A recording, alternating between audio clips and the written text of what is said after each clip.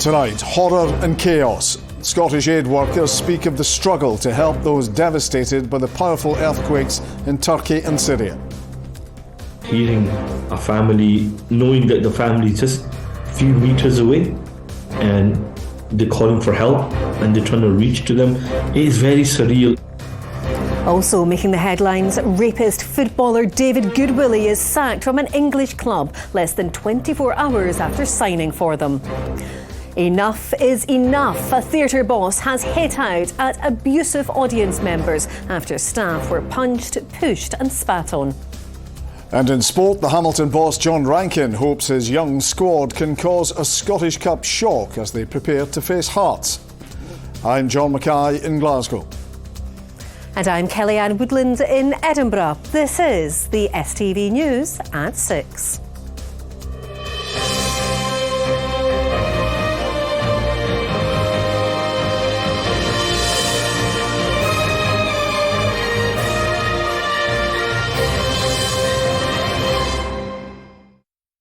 Good evening. Scottish humanitarian workers have described the harrowing moment they heard a family calling for help under the rubble 2 days after the Turkey earthquake. As the death toll reaches the grim milestone of 11,000, Turkish and Syrian communities in Scotland are stepping up efforts to help the thousands left homeless. Tonight, the Scottish Government announced it was sending £500,000 towards the aid effort. Meanwhile, members of the Scottish Fire and Rescue Service are among those arriving in Turkey to support the ongoing rescue. Kay Nicholson reports. Thank God I'm still alive. Alison from Clydebank was visiting Adana in Turkey when the earthquake struck. It looks as if it's been bombed. Everyone just lying about, just falling trees. Walls. My friend, I was supposed to go and visit them, but they have no house whatsoever. Still shaking, my heart's racing still from Monday night. As the death toll mounts, the true scale of devastation is becoming clear. Aid workers from Edinburgh felt helpless when they arrived from Lebanon this morning. It was unreal hearing a family, knowing that the family is just a few meters away and they're calling for help and they're trying to reach to them. It is very surreal, it is very unreal, it is very raw, it is very graphic. It was just, honestly, it was too much. We actually feel very guilty because some number of families have approached us and they've asked us to go visit their families. Some of them are saying, we've not spoken to our parents, we've not spoken to our siblings. Is there any way you can reach out to them? But on the ground over here, it is such a chaos. Haidar, who lives in Glasgow, has managed to contact relatives back home. They are safe, but their home is destroyed. They've been sleeping in their cars in sub-zero conditions.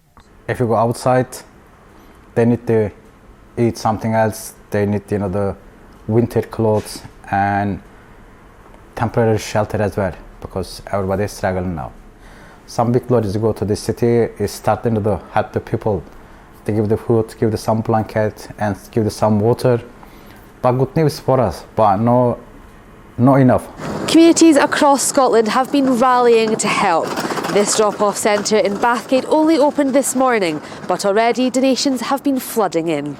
We need warm clothes, warm blankets, warm hats, gloves, socks, anything that will help keep people warm. Such an impressive effort how people came together and how Turkish community came together and how Scotland actually supported us. These volunteers are channeling their emotions into doing something practical, appealing for nearly new donations that can be used on the ground immediately. But what we can do from Scotland is very valuable for us, and there's a huge Turkish community that have relatives and that are from the epicenter of the earthquake, Marash and Elbistan.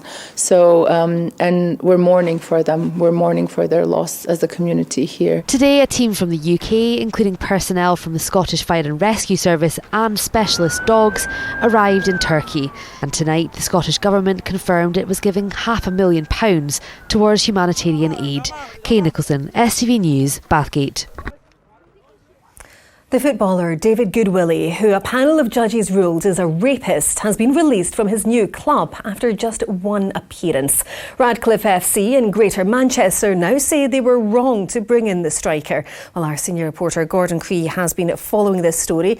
And Gordon, just take us through what's happened here. Well, Radcliffe play in the Northern Premier League. That's the 7th tier of English football. And last night they named David Goodwilly in their starting lineup for their match against Belper Town. And he went on to score 3 goals in a 4-2 victory.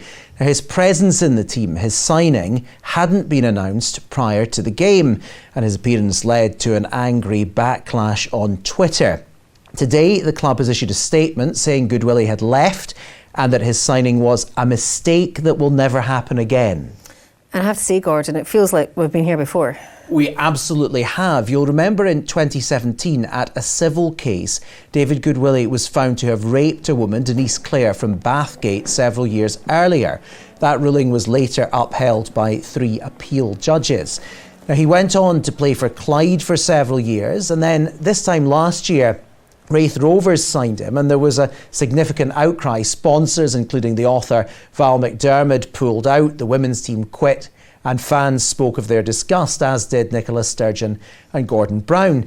The club initially doubled down on the decision and defended it. Later, though, they said he wouldn't play for them. So then Goodwilly went back to Clyde. There was another backlash. Their women's team quit. And their stadium owners said the club's lease would be terminated if Goodwilly played. So again, his deal was torn up. Now, after this latest situation in England, which Radcliffe have said was motivated by the desire to do something good for someone with an admittedly tainted past before realising it was a bridge too far, you would have to now think his footballing days in the UK at least are over. All right, Gordon. Well, thanks for talking us through all of that. Thank you.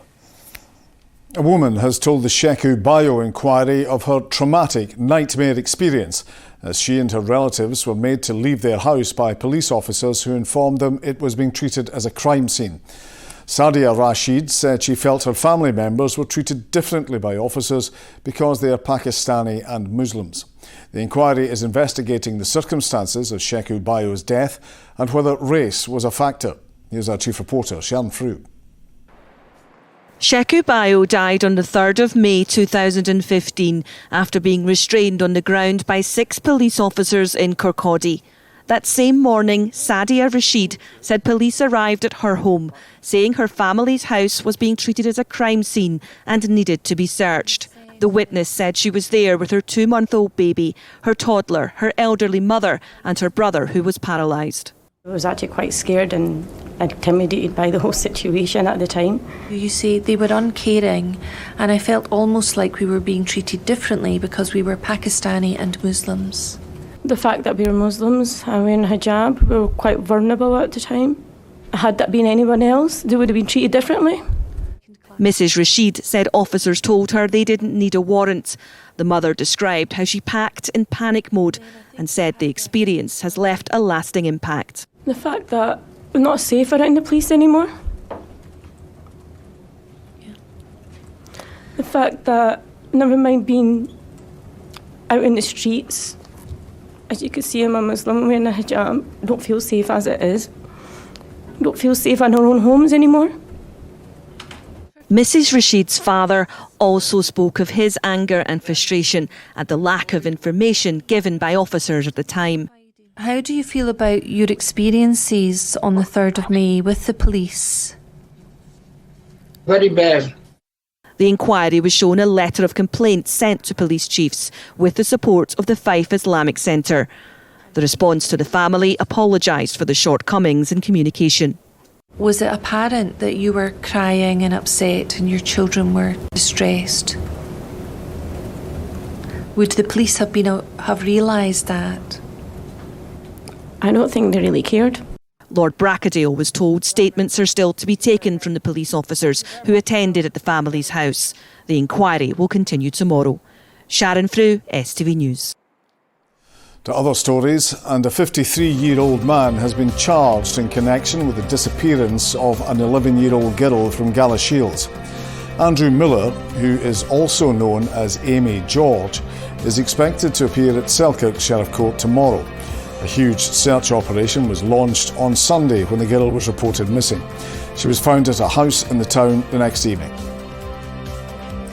A man suspected of being involved in the Lockerbie bombing has pled not guilty at a court hearing in the United States.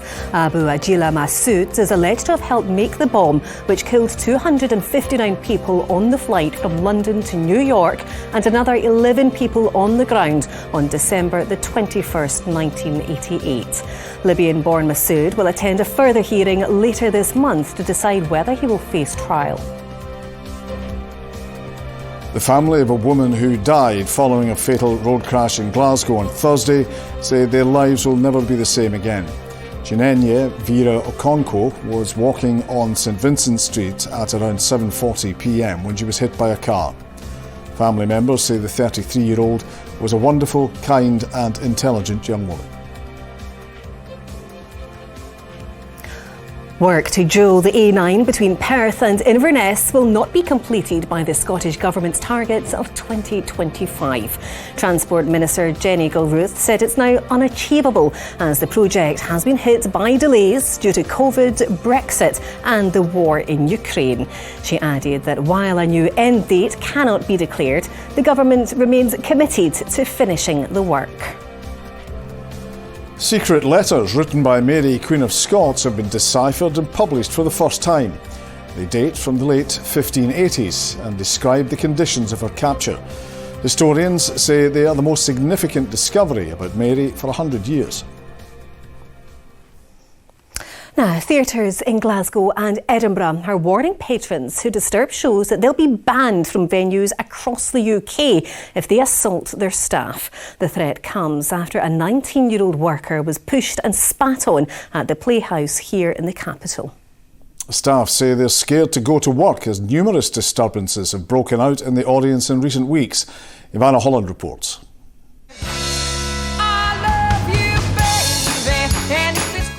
With catchy hits like this in Jersey Boys, it's hard not to sing along. But theatre bosses say singing and dancing in the audience is increasingly leading to antisocial behaviour and crossing the line to physical abuse. Last 2 Saturdays we've had a member of staff assaulted, and that's just not acceptable. In one case one of them was punched, in the other case they were pushed on and pushed and then spat on by a member of the audience. And that treatment of our staff is just unacceptable and has to stop. Theatres across the country say they're experiencing this level of disruption predominantly during musicals, with around 4 or 5 people being escorted out of shows on a Friday or Saturday night.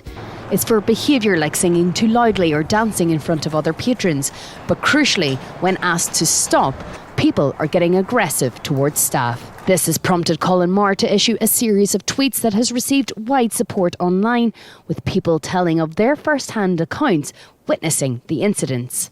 On the streets of Edinburgh and Glasgow, there was backing for the theatre's stance as well. I think they're doing a job, and it's their job to perform, and you're there to be entertained, so you should really be paying attention to them. If you're really, blocking everyone's view and standing up and stuff, you have to be considerate of other people, and if you're really making a show of yourself, then you're ruining it for everyone else. I don't think it's appropriate for anybody to be treated that way. That's terrifying, especially in a space that's supposed to be, inclusive and have everyone enjoy a space that they're in. I think it's terrible, but see, nowadays people are yucky. ATG, the company who run Edinburgh's Playhouse, say they've taken every precaution to safeguard both their staff and other patrons. That includes security, includes stopping people at the doors who've taken too much alcohol, and if necessary, they will ban people from their 30 theatres across the UK. A fair warning to leave the theatrics to those on the stage. Ivana Holland, STV News, Edinburgh.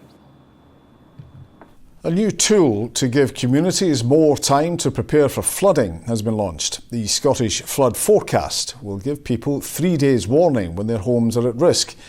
It's been developed by the Scottish Environment Protection Agency and the Met Office. Susan Ripple reports. This was particularly devastating for the people of Tillicoultry. Many homes were affected by these floods in August 2020. It happened quickly, with locals having little time to protect their homes. The burn was supercharging mud, boulders and water out across the road and down into one of our local streets here and flooded out 5 properties in the space of about 10 minutes. It was absolutely unstoppable, and what we found was there had been a landslide up in the glen that had dammed the water, and the water had burst through and brought all the rubble and debris down with it. Well, the landscape of Tillicoultry is beautiful. It is particularly challenging for flooding. When there's heavy rain, it rushes down these hills into burns like this one here. The water flows down very quickly and then it can burst its banks, flooding areas of the town. Now communities like those in Tillicoultry will get more of a warning with a new tool which forecasts potential flooding 3 days in advance, using colours similar to weather warnings. The time is hugely important. It's absolutely of the essence in terms of communities being able to get resilience measures in place, the Category 1 and Category 2 responders, local authorities. So it's massively important that they get as much time to do that and as much warning to do that as possible. And equally, the flip side, communities can get some comfort when they see rain events that there's not going to be an issue within their area, and that actual confidence is just as important for communities. The data which allows this forecasting comes from the Met Office. The Met Office is trying to predict what's falling out of the sky, where it's falling, intensity, whether it's snow, whether it's rain. So while we're doing that, then SEPA's responsibility is working with us in partnership is to then say, OK, once it's falling on the ground, where's it going? Where's it being stored? Where's flooding going to happen? So genuinely, without the Met Office predicting where it's going to fall, SEPA being able to then predict where it's going to go, the local communities can then react. So it really is a joint partnership between us. And as technology improves, it's hoped the 3-day warning could be extended. In these situations, any extra time is paramount. Susan Ripple, STV News, Tillicoultry. A new outdoor event celebrating traditional Scottish music is coming to Glasgow. The Reeling Festival will take place in Rookin Glen Park in June and will feature music from acts including Skerry Vore and the Peat Bog Fairies. Organisers say they hope to take trad music to new audiences. There's loads of fantastic new artists coming through in the Scottish folk and traditional music scene, and there's nothing like this in Glasgow in the summertime. Everybody loves a summertime festival, outdoors in the sunshine, and all in one space. Glasgow's been crying out for something like this. So, and with the scene thriving like it is, I think it's a perfect time. Sean will be here with the weather shortly, and it's blowy out there. Well, things have been turning a little bit rough out there today, particularly around Mull, Iona, Coll and Tyree. Some very gusty winds. Now, those gusty winds are heading the way southward, but the strongest gusts been across northwestern parts. We'll see some rain for a short time through this evening, and then we go into much colder air with those showers turning increasingly wintry over higher ground as we head through tonight. But for the details for the next couple of days, join me later.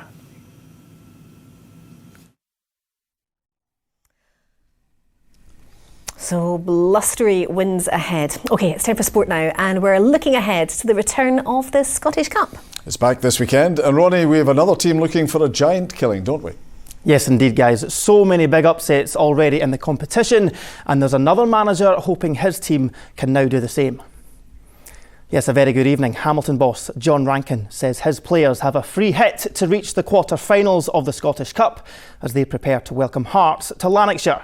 Despite being bottom of the championship, Accies secured their place in the final of the SPFL Trust Trophy last night, and Rankin hopes that result can inspire his young squad to victory against the Tynecastle club on Friday night.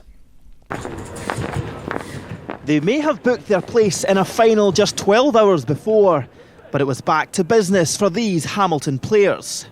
Back on the pitch, under the watchful eye of manager John Rankin. We've got very young players here, so having that opportunity at such a young age, I'm delighted for them. What we're about, bringing academy players through, giving them an opportunity to go and play, so I'm delighted for the academy and I'm delighted for the club.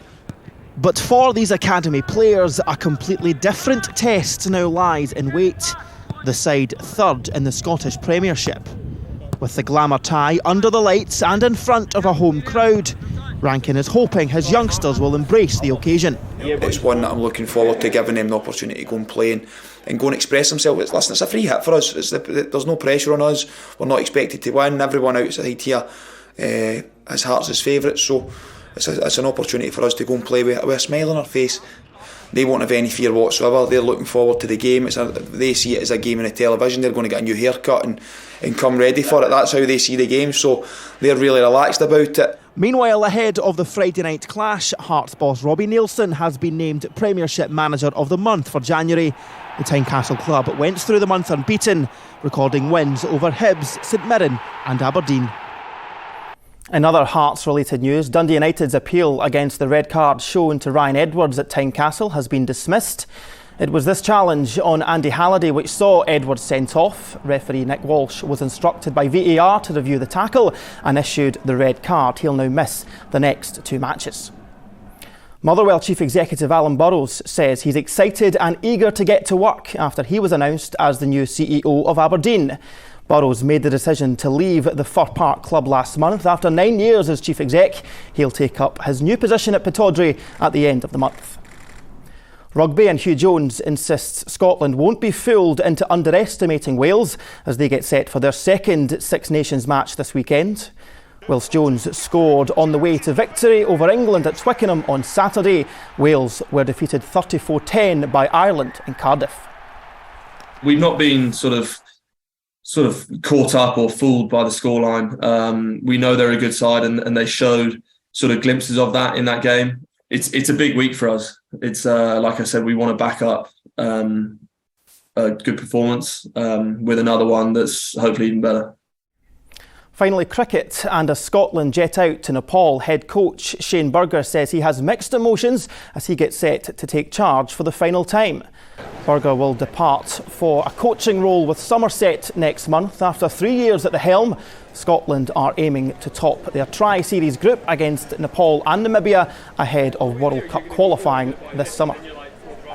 Whilst I'm still wearing the thistle, I'm very proud to do so and proud to go out there with this group of players, and we know we have a job to do. We have to go make sure we win 4 games of cricket, really set a high standard and reach all the goals that we've set for, that went back 3 years ago. They've got one of the best followings in the world. My experience previously was the passion and the love for the game is just out of this world. We're expecting decent crowds, especially, I guess, against Nepal, the home team, but hopefully throughout the games, even the games against Namibia. Well, that's almost it for me. Last bit of news, and Kyle Lafferty has signed for Northern Irish side Linfield following his sudden exit from Kilmarnock on deadline day. That's all your sport. As ever, much more on the STV Sport website. Thanks for that, Ronnie. Well, from sport to weather, and Sean is back now with the full weather forecast. Things are hotting up.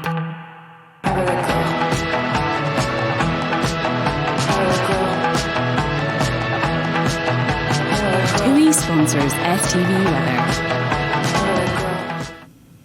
A very good evening to you. A very active weather front going through just now. It's just crossing Arran, Millport, Inverclyde as we speak. Some gusty winds on that. The possibility of gusts maybe 40, 45, maybe 50 as a very top peak possible over the next hour or so. And then some funneling through the likes of Glasgow towards Stirlingshire and Falkirk. Here we could get gusts of around 40 miles per hour as that weather front goes through. And those stronger gusts that we had earlier on today, especially around the likes of Iona, Mull, Col, Tiree, up to about 60, should be easing down as we head through the evening. So we've got the gusty winds, we've got the rain going through. It is a cold front once it clears away. So once the rain stops lashing off the windows where you are, especially in central and eastern parts, that'll be the colder air starting to move in. So a chilly end to the night, temperatures down to about 2 or 3 degrees, possibility of some icy patches perhaps on some of the higher roads, especially across the Highlands. Now tomorrow most of the showers will be across the Highlands, Argyll, 1 or 2 of them spreading into Glasgow and Lanarkshire, but largely dry the further east we go, albeit fairly cloudy. Temperatures about 6 or 7 degrees. Now we start to draw in much milder air once again, Friday, Saturday, Sunday, peaking 11, 12 degrees across eastern parts. But unfortunately for us, it is a west to southwesterly airflow, so yes, it will be mild, but it means that we will see largely cloudy conditions as we head through the next couple of days, and also some showery outbreaks of rain. Bye-bye. TUI sponsors STV Weather.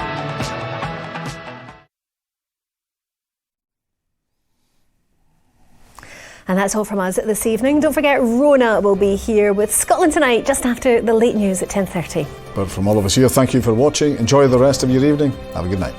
Bye-bye.